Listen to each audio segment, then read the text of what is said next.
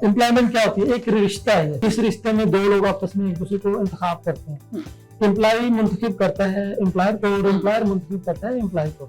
अब दोनों इसको इंतखाब करते हैं, वो कहता है जी आपने मेरे गोल पूरे करने हैं और मैंने आपके गोल पूरे करने हैं। एम्प्लॉय का है गोल अपने गोल है, एम्प्लॉयर का अपने गोल है।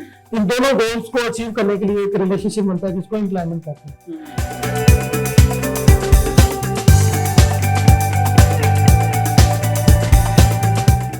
अस्सलाम वालेकुम एवरीवन, मैं हूं आपकी होस्ट मुआफिया मलिक। हम और आप विद पीएनवाई की एक न्यू शो के साथ। जैसा कि आप सब लोग जानते हैं, पीएनवाई एक ऐसा इंस्टीट्यूट है जहां हम हजारों की तादाद में स्टूडेंट्स को आईटी और आईटी से रिलेटेड कोर्सेज करवाते हैं, जिनसे वो अपनी लर्निंग भी हासिल कर सकें और अपने आप को फाइनेंशियली भी ग्रो कर सकें। इस शो का पर्पस है कि हम आप तक ऐसी इंफॉर्मेशन और ऐसे इंफॉर्मेटिव नॉलेज पहुंचा सकें जिनसे आप लोग भी फायदा उठा सके और हमारी भी लर्निंग हो। हम डिफरेंट गेस्ट को बुलाते हैं, कभी हम एजुकेशन से बात करते हैं, कभी हम आईटी रिलेटेड बात करते हैं, कभी हम एचआर से रिलेटेड बात करते हैं। तो आज का हमारा जो टॉपिक है वो बहुत ही यूनिक है, स्पेशली यंगस्टर्स के हवाले से, जो लोग जॉब में जाना चाहते हैं, इंटरव्यूज में जाते हैं लेकिन इंटरव्यूज क्लियर नहीं कर पाते हैं, क्या इश्यूज आते हैं और ऐसी कौन सी स्ट्रेटेजीज हैं जो उन्हें अपनानी चाहिए कि वो अपना इंटरव्यू बेहतरीन तरीके से कर सकें। तो हमारे साथ जो गेस्ट मौजूद हैं, सबसे पहले मैं उनका तारुफ करवा दूं। सर गुलाम मुस्तफा साहब हैं जो कि सीईओ हैं लेजेंड फोरम के। तो सर को मैं वेलकम करती हूँ अपने शो में। अस्सलाम वालेकुम सर, कैसे हैं आप? जी सर अल्हम्दुलिल्लाह, थैंक यू सो मच आपके वक्त के लिए। सर हम माशाल्लाह से आपका एक पूरी फोरम आप रन कर रहे हैं, इतना आपका एक्सपोजर है। उसके साथ साथ मैं देखती हूँ आप हायरिंग के प्रोसेस में भी होते हैं, क्योंकि आप एचआर से बिलोंग करते हैं। बहुत से लोग इंटरव्यूज के लिए आते हैं लेकिन इंटरव्यू क्लियर नहीं कर पाते हैं, उनके माइंड में इतनी कंफ्यूजन होती है और वो सोचते हैं जो इंटरव्यूअर बैठा हुआ है उसने पहले से माइंडसेट बनाया कि किस कैंडिडेट को हायर करना है या किसको हायर नहीं करना। तो जब स्टार्ट करते हैं स्टूडेंट, तो बेसिक सबसे बड़ी जो हमारे जो यंगस्टर स्पेशली आते हैं वो क्या गलती करते हैं अपने इंटरव्यू में जिसकी वजह से वो क्लियर नहीं कर पाते हैं? जी, सबसे पहले तो मैं पीएनवाई और आपका डॉक्टर नाफिया में आपका शुक्रिया अदा करूंगा कि आपने अपने इस प्रोग्राम में इनवाइट किया। सेकंड जो चीज़ है, हम एचआर लेजेंड्स फोरम को मैं रिप्रेजेंट करता हूं, मैं इसका चीफ एग्जीक्यूटिव और फाउंडर हूं। एचआर लेजेंड्स फोरम से हमारी भी यही कोशिश है कि हम लोगों में जो अवेयरनेस है क्रिएट करें ताकि उनको जॉब हासिल करने में और फर्दर ग्रो करने में जो प्रॉब्लम्स आती हैं उसको हम लोग रिमूव कर सकें, उसके में हम लोग उनको सपोर्ट कर सकें। आपका जो क्वेश्चन है कि जो इंटरव्यूअर ने माइंडसेट बनाया होता है, कैंडिडेट्स की ये थिंकिंग होती है कि उसने पहले से माइंडसेट किया हुआ है कि वो इस कैंडिडेट को हायर करेगा या नहीं करेगा। तो इसको मैं एड्रेस करने से पहले मैं ये बताना चाहता हूँ कि जो जॉब हासिल करने के 3 प्रोसेसेस होते हैं। जब आप कोई जॉब हासिल करना चाहते हैं तो उसके 3 मेन जो स्टेप्स हैं वो हमें फॉलो करने होते हैं। सबसे पहले कोई भी हम जॉब जो है हम जो सर्च करना चाहते हैं, देखना ये है कि आप कौन सी जॉब सर्च करना चाहते हैं। फॉर एग्जांपल अगर मैं जॉब सीकर हूँ तो as a job seeker I have to see कि मेरी इंटरेस्ट क्या है, मेरा करियर क्या है, मेरा एरिया ऑफ इंटरेस्ट क्या है, मैं किस फील्ड में जाना चाहता हूँ। ये मैं बात इसलिए कर रहा हूँ एज ए स्टूडेंट के पर्सपेक्टिव से या फ्रेशर के पर्सपेक्टिव से अगर मैं बात करूँ, या अगर एक्सपीरियंस भी अगर हो तो एक्सपीरियंस पर्सन को भी ये देखना है कि उसने किस तरह की जॉब के लिए अप्लाई करना है। फॉर एग्जाम्पल मैं मार्केटिंग प्रोफेशनल हूँ, या मैं साइकोलॉजिस्ट हूँ, या मैं एचआर प्रोफेशनल हूँ, या मैं फाइनेंस प्रोफेशनल हूँ, या मैं आईटी एग्जीक्यूटिव हूँ। तो मेरी फील्ड फिर बनती है आईटी की या फाइनेंस की या मार्केटिंग की, तो मुझे उस फील्ड के अंदर रहकर जॉब सर्च करनी है। अब उसके लिए ये नहीं है कि आप किसी भी जॉब को देखकर आप उसके ऊपर अपना सीवी भेज दें और उसके बाद ये कहें कि मुझे इंटरव्यू कॉल नहीं आती, क्योंकि अक्सर लोगों का ये कंसर्न होता है कि मैं तो जी जॉब के लिए बहुत अप्लाई किया लेकिन मुझे मेरी कभी भी किसी ऑर्गेनाइजेशन ने इंटरव्यू के लिए इनवाइट ही नहीं किया। उसमें मिस्टेक हमारी क्या होती है कि हम लोग जो हमारी फील्ड या हमारे एक्सपीरियंस से रेलिवेंट हम जो जॉब होती है उसके लिए अप्लाई नहीं करते। तो ऑब्वियसली जो रिक्रूटर है, जो हायरिंग मैनेजर है, उसने जब सीवी शॉर्टलिस्ट करना है, अब अगर उसको एचआर पर्सन चाहिए तो वो एचआर क्वालिफाइड को या एचआर एक्सपीरियंस होल्डर को शॉर्टलिस्ट करेगा। वो अगर किसी ने फाइनेंस में, आईटी में या बिजनेस में कोई डिग्री ली हुई है मार्केटिंग में, तो उसको वो शॉर्टलिस्ट नहीं करेगा। एक पहली मिस्टेक, जो पहला स्टेप है, ये वो चीज है कि हमने ये देखना है कि क्या जिस जॉब के लिए मैं अप्लाई करने लगा हूँ क्या मेरा सीवी उसके मुताबिक है, ये सेकंड स्टेप है। अब आपने जॉब के लिए अप्लाई करना है, आपने ये सोच लिया कि मेरा let's say area of interest या मेरा जो एक्सपीरियंस है वो एचआर है, तो अब आप कन्फाइन हो गया, आपने शॉर्टलिस्ट कर लिया खुद को कि आपने एचआर की फील्ड में ही अप्लाई करना है, या मार्केटिंग है तो मार्केटिंग की फील्ड में अप्लाई करना है, या सेल्स है या एचआर है या फाइनेंस है या आईटी है, तो वो आपने नैरो डाउन कर लिया। अब ये जो जितनी भी फील्ड्स की मैंने आपसे अर्ज की है, इसकी आगे फिर फर्दर कैटेगरी है। अब एचआर में अगर हम आ जाते हैं तो उसमें रिक्रूटमेंट है, ट्रेनिंग एंड डेवलपमेंट है, कॉम्पोजिशन एंड बेनिफिट्स है, इंडस्ट्रियल रिलेशंस है, ये 3-4 मेन एरियाज है, ऑर्गेनाइजेशनल डेवलपमेंट है। तो विद इन दैट अब आपने देखना है कि आपने किस में जाना है। मार्केटिंग में आ जाते हैं तो मार्केटिंग में डिजिटल मार्केटिंग है, ब्रांड मैनेजमेंट है, ये आपने फिर फर्दर देखना है कि विद इन दैट आपका कौन सा फोटे है, कौन सा एरिया ऑफ एक्सपर्ट है। अभी जैसे मैं आपसे बात कर रहा था साइकोलॉजी की, अगर हम बात करते हैं तो अप्लाइड साइकोलॉजी भी है, क्लिनिकल साइकोलॉजी भी है। फिर क्लिनिकल साइकोलॉजी की भी फर्दर 2 टाइप्स आपने मुझे गाइड किया, मैंने आपसे सीखा, thank you very much for that. कि उसके अंदर एक ऐसे साइकोलॉजिस्ट हैं जो मेडिसिन रिकमेंड कर सकते हैं, जिनको आप साइकोलॉजिस्ट कहते हैं, साइकियाट्रिस्ट कहते हैं, और एक साइकोलॉजिस्ट है जो सिर्फ थेरेपीज के थ्रू या काउंसलिंग के थ्रू लोगों को ट्रीटमेंट करता है। तो मेरे यहाँ से एक ऐसी कैटेगरी भी होगी जिसमें दोनों का कॉम्बिनेशन भी होगा, यानी कि साइकियाट्रिस्ट में होंगे आप और साइकोलॉजिस्ट में होंगे, कि आप दोनों की हेल्प लेते हैं, मेडिसिन की भी हो। तो आप अब अगर ये पर्सन अप्लाइड साइकोलॉजी की जॉब के लिए अप्लाई करेगा या अप्लाइड साइकोलॉजी वाला इसके लिए अप्लाई करेगा, तो मेरे यहाँ से सीवी शॉर्टलिस्ट नहीं होगा। एग्जैक्टली। या अगर सीवी शॉर्टलिस्ट हो गया, अब आप इंटरव्यू के लिए चले गए, तीसरा स्टेप पे आ जाता है। फिर आपने पहला स्टेप तो कर लिया कि आपका एरिया ऑफ इंटरेस्ट क्या है, आपकी फील्ड क्या है, आपका प्रोफेशन क्या है, आपका पैशन क्या है। क्योंकि हम क्या करते हैं, पैशन को प्रोफेशन के साथ मिक्स कर देते हैं। एग्जैक्टली। तो ये 2 अलग अलग बातें हैं। प्रोफेशन का मकसद है आपके लिए ब्रेड एंड बटर लेकर आना, और पैशन का मकसद है कि आपको खुशी देना कि आपने कोई काम किया है। फॉर एग्जांपल किसी का पैशन है लोगों को हेल्प करना, लोगों को हेल्प करने से हम अपने घर का किचन नहीं चला सकते। आपका लेट्स से पैशन है कि आप लोगों को इंटरव्यूज करना चाहते हैं, अब इंटरव्यूज करके हो सकता है आपको इतनी अर्निंग ना है कि जिससे आप अपना ब्रेड एंड बटर चला सकें। Exactly. तो आपने दोनों चीजों को साथ लेकर चलना है। हाँ, एक वक्त ऐसा आता है कि आप अपने पैशन में इतने एक्सपर्ट हो जाते हैं कि वो फिर आपका प्रोफेशन भी बन सकता है। तो उसके लिए वक्त लगाना चाहिए, टाइम लगाना चाहिए।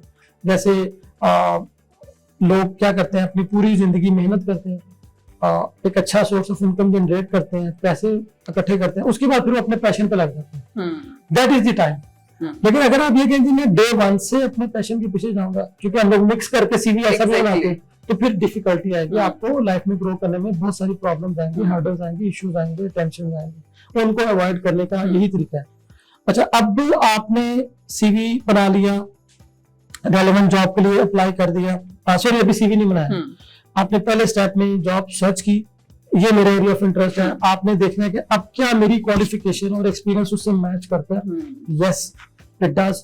अब वो क्या आपके सीवी में रिफ्लेक्ट करता है, ये सेकंड स्टेप है। ओके। कि बात का हमारे अंदर बहुत सारी स्किल्स हैं, टैलेंट है, जो जॉब आई है उसके मुताबिक है, लेकिन हमारा सीवी में वो चीजें नहीं है। तो जिसकी वजह से हमारा सीवी शॉर्टलिस्ट नहीं होता है, और हम कहते हैं जी इंटरव्यू ने तो माइंड मेकअप किया हुआ है, वो खुद ही अपने बंदे उठाते हैं, उनको इंटरव्यू करते हैं, उनको शॉर्टलिस्ट करते हैं। वेयर मिस्टेक हमारे एंड पे हो रही होती है, हम अपने सीवी को जॉब की रिक्वायरमेंट्स के मुताबिक अपडेट नहीं करते। हमने एक सीवी रखा हुआ है जो हर जगह देते जा रहे हैं, या फोटोकॉपी करा कर रखा हुआ है, या हमने रखा हुआ है अपने ईमेल में, वो हर के लिए वो फॉरवर्ड करते रहते हैं। अच्छा, अब इसका हल क्या है? इसका हल ये है कि सबसे पहले आप इंटरनेट पे जाएं, यूट्यूब पे, गूगल पे सर्च करें, सीवी राइटिंग स्किल खुद से डेवलप करें। अगर आपके पास खुद से नहीं आती तो सीवी राइटिंग के एक्सपर्ट लोग हैं, उनकी सर्विसेज में अगर आपको जॉब हासिल करने में प्रॉब्लम आ रही है, लंबे अरसे से आपको जॉब नहीं मिल रही, नॉर्मली होता है कि 1-2 माह में लोगों को जॉब मिल जाती है, क्योंकि हम तो ये कहते हैं कि मार्केट में टैलेंट नहीं है, मार्केट में लोग नहीं मिलते हैं। अब मेरे पास इस वक्त 20 जॉब है और मुझे लोग नहीं मिल रहे, उसके लिए मैं फिल नहीं कर पा रहा। वेयरएज कैंडिडेट्स कहते हैं मैं जॉब नहीं मिलती, तो then there is some bottleneck, वो डेडलॉक है बीच में जिसको रिमूव करना है। वो डेडलॉक क्या है वो मैं आपको कर रहा हूँ। पहला डायलॉग ये है कि हमें पता नहीं है कि हमने जाना किस फील्ड में, सीवी एक है, वो हर जॉब के लिए अप्लाई कर रहे हैं। Exactly. और अगर आपको 2-3 माह से ज्यादा अर्सा हो then go and talk to some expert, उससे मिले, उसे कहिए मेरा सीवी देखिए मैं कहाँ मिस्टेक कर रहा हूँ, क्या मेरे सीवी में गलती है। सीवी इंप्रूव करवाएं, make it relevant to the job for which you are applying. Okay लेकिन उसमें डिसऑनेस्टी नहीं होनी चाहिए, ये नहीं होना चाहिए कि जॉब के अंदर जो चीजें हैं वो आप में नहीं है, या फिर उसको डेवलप करें खुद में कि टिल द पीरियड आपने सीवी बनाया, आपने अप्लाई किया, तो उस पीरियड में उसको सीखना शुरू करें। क्योंकि होता ही है कि जब आपने सीवी बना लिया, सीवी शॉर्टलिस्ट हो गया, इंटरव्यू कॉल आ गई, अब जब कैंडिडेट जब इंटरव्यू रूम में एंटर होता है ना, तो उस वक्त जो अच्छे इंटरव्यूज हैं, जो उनसे जो मेरी डिस्कशन होती है, जिनसे मैं सीखता हूँ, समझता हूँ, वो ये कहते हैं कि जो बॉडी लैंग्वेज है ना, वो कैंडिडेट के बारे में बहुत कुछ बताती है। तो क्या हमारी बॉडी लैंग्वेज वो है कि हम इंटरव्यू रूम में कैसे एंटर हो रहे हैं। उसके लिए मैं जो टिप रिकमेंड करता हूँ, ना बहुत ज्यादा ओवर कॉन्फिडेंट होना चाहिए और ना ही बहुत ज्यादा डाउन टू अर्थ होना चाहिए। एक नॉर्मल रहे, रिलैक्स बिल्कुल रहे, और आपकी ड्रेसिंग जरूरी है कि आपने 2 पीस पहन कर जाए, बहुत सूटेड बूटेड होकर जाए, क्योंकि आप चाहे नॉर्मल ड्रेसिंग है लेकिन फाइन होनी चाहिए, साफ सुथरी अच्छी आपकी नॉर्मल ड्रेसिंग भी हो, तो पता चले कि ये बंदा एक सीरियस एटीट्यूड के साथ आया है। ठीक है। अब सेकंड स्टेप ये है कि जब आपने सीवी किसी दोस्त से बनवाया, उसने सीवी तो बना दिया, लेकिन सीवी एक्चुअली आपको वो आता नहीं है, वो फिर इंटरव्यू में गेज हो जाता है। जब इंटरव्यू क्वेश्चन करना शुरू करता है, आपसे डिस्कशन स्टार्ट करता है, उसको पता चल जाता है पहले 2-3 मिनट में कि ये सीवी इसने नहीं बनाया। उधर से फिर अपना माइंड, पहले जो 2-3 मिनट होते हैं वो इंटरव्यूअर को इस चीज के लिए पुश करेंगे कि वो उसके साथ लंबी कॉन्वर्सेशन करेगा, शॉर्ट कॉन्वर्सेशन करेगा। ठीक है। अब मैंने एक पोजीशन के लिए मैं हायरिंग कर रहा था, मैं कल की बात करता हूँ आपको। तो उसके लिए मुझे जो सबसे पहला जो मैं फैक्टर देख रहा था कि वो कस्टमर सर्विस की जॉब है, कि जो कैंडिडेट आए वो जरा स्माइली फेस हो, उसने कस्टमर्स को डील करना है, उसने मैनेज करना है, उसकी चेहरे से लगना चाहिए कि वो वेलकमिंग एटीट्यूड है। अब अगर एक कैंडिडेट आ रहा है, मेरे रूम में एंटर हो रहा है और उसका चेहरा बहुत सीरियस है और बहुत ही उसके ऊपर वो क्या नाम है, खौफ, और तो आप मुझे बताएं अगर आप इंटरव्यू हो, आप उसके बारे में क्या डिसीजन लेंगे? वो स्पेशली क्योंकि आपकी जॉब डिस्क्रिप्शन ही बिल्कुल डिफरेंट है कि आप जैसे कह रहे हैं वेलकमिंग फेस होना चाहिए। अब दूसरा पर्सन ही बिल्कुल दूसरा पर्सन इतना वो गुस्से वाला है, तो वो जॉब में भी अग्रेसिव नेचर, 2-3 मिनट में आप डिसीजन करेंगे, स्टार्ट मेरा हो जाएगा। हाँ, अब आप तो अभी इंटरव्यू नहीं है, लेकिन मैंने आपसे एक रैंडमली ओपिनियन ली है जी, तो मैंने सिचुएशन आपको बताई है, तो हमें देखना है कि मैं जिस जॉब के लिए जा रहा हूँ, क्या मेरा जो फेस एक्सप्रेशन है या मेरी बॉडी लैंग्वेज है उसके मुताबिक है। ओके। अच्छा, अब आपने सेल्स के लिए किसी को हायर करना है, सेल्स इंडिविजुअल कैसा होना चाहिए आपके ख्याल में? वो सेल्स आई गेस जो जरा रिप्रेजेंटेटिव हो, जो प्रेजेंटेबल हो थोड़ा सा, एग्जैक्टली, अगर प्रेजेंटेबल नहीं भी है तो लेकिन वो सोफिस्टिकेटेड हो, एग्जैक्टली सोफिस्टिकेटेड हो और आपको एक्टिव लगता हो, एग्जैक्टली, यानी कि ऐसा ना हो बिल्कुल स्लगी, लेजी, और आप उससे पूछिए वो इतना स्लो आपको रिस्पांस दे रहा है कि आपको लग रहा है शायद मैंने गलत पर्सन को ही हायर कर लिया। तो सेल्स में आपका मकसद ये है ना कि जो रिजल्ट लेकर आए, एनर्जेटिक और वो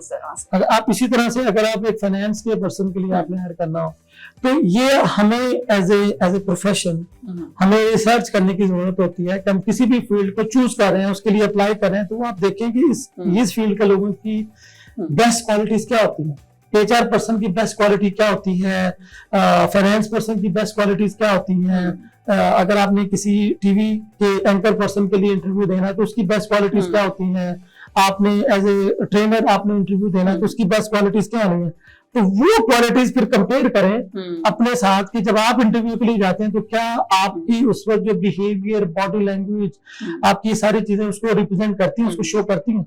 अगर नहीं करती तो, और यही चीजें हैं सर हम सुनते हैं, स्टूडेंट्स बड़ा करते हैं कि जी हमारे साथ ज्यादती हो रही है, हमें समझा नहीं जाता, हमें इंटरव्यूज में प्रॉपर्ली टाइम नहीं दिया जाता है। सर एक और क्वेश्चन जो एक जनरल स्टूडेंट, मैं बता दूंगा, ये जो टाइम नहीं दिया जाता है, हमें समझा नहीं जाता, मुझे ये बताएं स्टूडेंट्स क्या किसी को समझना पसंद करेगा? अगर स्टूडेंट नहीं समझना तो दूसरा क्यों? एम्प्लॉयमेंट इज सादा लफ्जों में मैं अगर आपसे बात करूं तो एक सेल्फिश एक्टिविटी होती है। एम्प्लॉयमेंट क्या होती है? एक रिश्ता है ये, इस रिश्ते में दो लोग आपस में एक दूसरे को इंतखाब करते हैं, एम्प्लॉय मुंतखब करता है एम्प्लॉयर को और एम्प्लॉयर मुंतखब करता है एम्प्लॉय को। अब दोनों इसको इंतखाब करते हैं, वो कहता है जी आपने मेरे गोल पूरे करने हैं और मैंने आपके गोल पूरे करने हैं। एम्प्लॉय का है गोल, अपने गोल है, एम्प्लॉयर का अपने गोल है। इन दोनों गोल्स को अचीव करने के लिए एक रिलेशनशिप बनता है जिसको एम्प्लॉयमेंट कहते हैं। अब रिश्ता जो है ना वो दोनों तरफ से चलता है जी। तो जब रिश्ता हम बनाते हैं, जब कोई भी रिश्ता बनता है तो दोनों की एक तरफ से रिस्पॉन्स सही होता है, एक बंदे से रिस्पॉन्स होता है। ऑब्वियसली दोनों तरफ से रिस्पॉन्स आपको इक्वल मिलेगा तो वो चीजें अब अगर स्टूडेंट रिस्पॉन्स ना दे रहा हो तो वो कह दी सिर्फ एम्प्लॉयर रिस्पॉन्स दे, और अगर एम्प्लॉयर रिस्पॉन्स दे रहा हो वो कह दी स्टूडेंट तो रिश्ता बनेगा। कोई भी रिश्ता बनाने से पहले दोनों का इक्वल आपका वो इक्वल लेवल पर आना जरूरी है। तो इसलिए जो ये बात है ना कि जी वो मिल देते, तो मैं एम्प्लॉयर को भी यही कहता हूँ कि जी स्टूडेंट, मैं कहता हूँ कि आप उसको इस लेवल पर लेकर आए कि वो क्या नाम है आपके लेवल पर आए, आप उसको अंडरस्टैंड करें। That's the way, you know. Exactly. Sir हम देखते हैं समटाइम्स कुछ कंपनीज हायर करती हैं अपने स्टूडेंट्स को कि वो प्रेजेंटेबल हो, वो अपनी फेस कंपनी, जिस तरह से आपने कहा आपकी डोमेन्स हैं, आप उनके लिए स्पेसिफिक वो लोग हायर कर रहे हैं, तो क्या इसमें कंपलसरी होता है कि आप उनका सीजीपीए देख रहे हैं, सीजीपीए अच्छा है लेकिन उनमें स्किल नहीं है, और उसके कंपैरिजन में एक बच्चा वो है जिसका सीजीपीए जरा एवरेज है लेकिन उसके अंदर वो इंटरपर्सनल स्किल्स हैं, तो उसमें से आप चूज किस तरह से फिर स्टूडेंट्स को करते हैं? डिपेंड करता है, डिफरेंट ऑर्गेनाइजेशंस की डिफरेंट पॉलिसीज होती हैं। कुछ ऑर्गेनाइजेशन हैं वो फर्स्ट लेवल पे देखती हैं कि जी इंस्टीट्यूट बहुत अच्छा होना चाहिए, let's say A rank institute होनी चाहिए, उसके बाद विद इन ए रैंक जो है सीजीपी होना चाहिए। तो अगर आपकी जो है यूनिवर्सिटी ए रैंक नहीं है, लेट्स से खुदा ना खास्ता, कोशिश तो हम सब लोगों की होती है, क्योंकि अगर हम ये चीज खत्म कर दें दुनिया में से तो फिर कोई लोग मेहनत नहीं करेंगे जी। अगर हम ये हटा दें ना कि सब लोग इक्वल हैं और कोई इंस्टीट्यूट सारे एक जैसे हैं, तो फिर लोगों में वो जो है ना कोशिश का फैक्टर वो निकल जाएगा। ये जो है अल्लाह ताला ने भी हमें फर्ज किया कि 5 वक्त की नमाज पढ़ें, रोजा रखें, हज रखें। मुसलमान को बनने के लिए क्या है, उसके साथ साथ लोगों के साथ अच्छा इखलाक भी होना चाहिए। तो ये जो जिसको हम लोग कॉर्पोरेट सेक्टर में एटीट्यूड कहते हैं, ठीक है, वो मजहब कहने के मजहब में हमारी रिक्वायरमेंट है, एजुकेशन की रिक्वायरमेंट सेपरेट है, हमारे एटीट्यूड की रिक्वायरमेंट सेपरेट है। तो वो रीजन क्या होती है, ऑर्गेनाइजेशंस क्यों अच्छे सीजीपीओ को पिक करती हैं, कि अंडरस्टैंडिंग ये होती है कि अच्छा सीजीपीओ वाला बच्चा जो है ना ये सीरियस है, he is more serious for his future. Okay, ऐसे ही होता है ना जी कि हम लोग जो समझते हैं जो जितने ज्यादा अच्छे ग्रेड ले रहा है वो सीरियस ज्यादा है। आप साइकोलॉजी को ज्यादा फील करते हैं, सीरियसनेस उसका जो है आपको ज्यादा लगता है। तो जब किसी के ग्रेड कम है तो हमें लगता है कि वो सीरियस थोड़ा सा कम है। अब हो सकता है कि उसकी जो ग्रेड्स कम आए हैं उसके पीछे मल्टीपल रीजन हो सकते हैं। एक ये हो सकता है कि वो वाकई सीरियस नहीं था, वो एजुकेशन में उसका दिल नहीं लगता था, उसको पढ़ना बर्डन लगता था। एक हो सकता है कि उसकी घर की परेशानियां थी, वो अपने पेरेंट्स को लुक आफ्टर कर रहा था, कर रही थी, एग्जाम पीरियड में उसके नंबर्स कम है। एक चीज ये हो सकता है कोई कि बहुत गरीब है, वो पार्ट टाइम जॉब भी करता है या करती है और उसके साथ वो उसको अच्छे ग्रेड मेंटेन करना उसके लिए डिफिकल्ट है। सिचुएशन टू सिचुएशन ये चीज वेरी करती है। लेकिन इसका हल क्या है?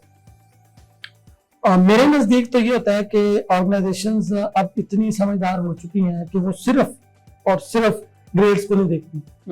अब वो ग्रेड्स एक हद तक देखती हैं और उसके साथ फिर आपका जो इंटरव्यू है उसको भी रखा जाता है, कोई टेस्ट भी होता है। तो क्या मुझे ये बताएं कि सिर्फ ग्रेड की बेस के ऊपर लोगों को जॉब मिलती है? नहीं, कभी भी नहीं। ग्रेड के साथ इंटरव्यू भी होता है, असेसमेंट सेंटर भी होता है, वो रिटन टेस्ट भी होता है। ये इसीलिए रखे जाते हैं कि ग्रेड के साथ आपके एटीट्यूड को भी मेजर करना है। अच्छा, अगर आपको आपका ग्रेड कम है, आप शॉर्टलिस्ट नहीं हुए तो आप घबराए नहीं। मैं एक ऑर्गेनाइजेशन का नाम नहीं लेता, शुरू में मुझे वहां पर as a management training job नहीं मिली। मैंने 3 साल 4 साल इंडस्ट्री में मेहनत की, अपना नाम कमाया और 4 साल बाद वहां पर एक अपॉर्चुनिटी आई, मैंने अप्लाई किया, मुझे मैंने चूज कर लिया। तो इसका ये मतलब नहीं है कि अगर आपके ग्रेड्स कम है और आपको लेट से कोई मल्टीनेशनल कंपनी में या एक लार्ज स्केल ऑर्गेनाइजेशन में जॉब नहीं मिली तो आपकी दुनिया एंड हो गई। नो, पाकिस्तान में इस वक्त किसी को सही उर्दू भी आती है ना, मैं आपको, हम लोग कौन सा मुल्क है, तो इस्लामी मुल्क है, पाकिस्तान है, हमारी नेशनल लैंग्वेज क्या है? उर्दू। यहाँ पर किसकी से ज्यादा मशहूर क्या है? जिसको इंग्लिश ज्यादा अच्छी नहीं आती। लेकिन आज आपको पाकिस्तान में सही उर्दू बोलने वाले लिखने वाले लोग नहीं मिलते। पंजाबी हमारी लोकल लैंग्वेज है, पंजाब की है, सिर्फ पंजाब में बोली जाती है। सही अगर किसी को पंजाबी भी आती है ना, यकीन जाने उसके फॉलोअर्स चेक करें। हमारा कोई पंजाबी का इस वक्त आपको कोई रिनाउंड पोएट नजर आता है? सच नहीं। कोई उर्दू का इस वक्त आपको आज के दौर में कोई रिनाउंड पोएट नजर आता है? नहीं, उस तरह से नहीं जिस तरह से हमारे पुराने आज से 10 साल पहले करे। एग्जैक्टली। तो देयर इज अ गैप। वो गैप किसने फिल करना है? यंगस्टर ने। एग्जैक्टली। उनके पास अपॉर्चुनिटी है। आप जो भी फील्ड चूज कर रहे हैं ना, चाहे आपके ग्रेड अच्छे नहीं आ रहे, लेकिन स्किल आपकी वो A+ होनी चाहिए। वो it will be recognised today और टुमारो। Okay, that's great. मेरा ख्याल है कि वो इम्पोर्टेंट पॉइंट्स हैं, अगर यंगस्टर्स जो स्पेशली फ्रेशली ग्रेजुएट बच्चे हैं वो अपनी लाइफ में अपनाए तो उन्हें हेल्प करते हैं। सर, लास्टली मैं चाहती हूँ आप हमारे यंगस्टर्स को कुछ ऐसी टिप या कोई ऐसा मैसेज शेयर करें ताकि वो अपने हायरिंग के प्रोसेस में जाए तो उन्हें वो चीजें अपने अंदर देखनी चाहिए और अपनी उन स्किल्स पे काम करना चाहिए। वही अगेन 3 स्टेप्स प्रोसेस। 1, आप क्या नाम है चेक करें कि आप जाना किस फील्ड में चाहते हैं, आपका करियर क्या है। 2, उसके लिए आपने उसी तरह की जॉब्स को सर्च करना है, ढूंढना है, उनके लिए अप्लाई करना है आपने। 3, अप्लाई कर लिया जब, तो अगर जो भी CV में लिखा है वो आपके अंदर रिफ्लेक्ट होना चाहिए, एग्जैक्टली, वो नजर आना चाहिए। एक चीज ये। सेकंड चीज है कि a good leader is the one who has 2 good qualities. 1, integrity, 2, empathy. ये 2 क्वालिटीज यंगस्टर्स को डेवलप करने की जरूरत है अपने अंदर। इंटेग्रिटी आपने कभी नहीं छोड़नी, जो मर्जी हो जाए आपकी ऑनेस्टी, इंटेग्रिटी कॉम्प्रोमाइज नहीं होनी चाहिए। दुनिया लेफ्ट से राइट हो जाए, क्योंकि यही आपको कल का बड़ा लीडर बनाएगा। और दूसरा, रिस्पेक्ट, जूनियर की, सीनियर की, बराबर के लोगों की, सबकी रिस्पेक्ट बहुत जरूरी है। आई टेल यू, हम लोग सोशल मीडिया दौर में इतने ज्यादा एडवांस चले गए हैं कि हम रिस्पेक्ट भूल गए। Exactly, that's true. और ये चीज हमें ना वक्त के साथ साथ रियलाइज होती है। आज हो सकता है कि हमें लगता हो कि ये मैं रिस्पेक्ट नहीं, मैं वोकल हूँ, मैं तो वोकल हूँ और लोग मेरी बात को बर्दाश्त करें, लेकिन आपने ऐसी बात नहीं करनी होती कि जिससे किसी का दिल टूट जाए। अभी वही वाली बात थी ना कि एटीट्यूड जी बहुत ज्यादा मैटर करता है। मैं उन्हीं यंगस्टर्स से ही मैं एक सवाल अक्सर पूछ लेता हूँ कि अगर आपकी ऑर्गेनाइजेशन हो, मैंने आपसे पूछा ना कि आपने अगर इंटरव्यू आप मेरे से चेक करें कि अगर आपकी भी ऑर्गेनाइजेशन हो तो आप कैसे एम्प्लॉय लेना चाहेंगे? आप बेस्ट वन लेना चाहेंगे कि आपकी कंपनी और एक मिनट में हमारे क्राइटेरिया क्यों चेंज हो जाते हैं? बिल्कुल। Why do we suddenly change? मैं एक एग्जांपल देता हूं। मेरे ऑफिस में ना एक दिन मैं गया तो ऑफिस के बाहर, हमारा ब्रांच ऑफिस था, उसके बाहर फ्लैक्स रखी हुई थी, फ्लैक्स गिरी हुई थी। तो मैं जब पहुंचा तो मेरी गाड़ी बाहर थी। मैं आधा घंटा, मुझे कॉल आ गई, मैं गाड़ी में बैठ के कॉल लेता रहा, फ्लैक्स गिरी हुई है। अब मैं अंदर गया तो मैंने ब्रांच मैनेजर से एक सवाल किया, कैमरा लगा हुआ, उसको नजर आ रहा है कि वो फ्लैक्स गिरी हुई है। लेट्स से ये PNY की बाहर फ्लैक्स पड़ी हो, गिरी हो, तो जो बंदा जिसकी रेलेवेंट ड्यूटी है वो देख भी रहा है, लेकिन तो मैंने पूछा कि अगर ये तुम्हारी ये ऑफिस तुम्हारा अपना होता तो डू यू थिंक कि ये आधा घंटा ये फ्लैक्स गिरी रहती? कहता नहीं। Own your organisation. जो भी आप चीज करें एज एन ओनर बन के सोचें।